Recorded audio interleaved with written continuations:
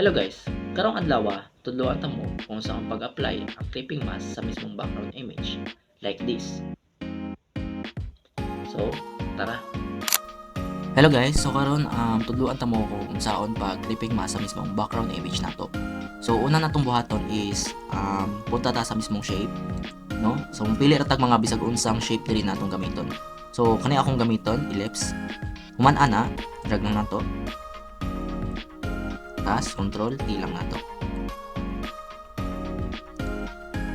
No, human ana ato lang i-listan or like i-block lang natin siya. So once na nakabutan na kag shape diya, no?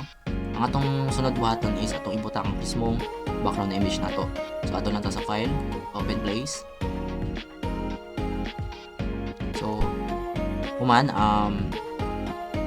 pilion lang nato siya.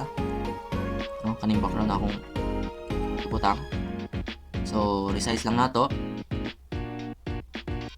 No, once na na-resize nato na siya, click nato ni siyang background image, right click, o i-click nato ning rasterize. Human ana, balik ta, right click, tas i-click nato ning clipping mask. So inana lang kadali ang pag clipping mask sa mismong background image.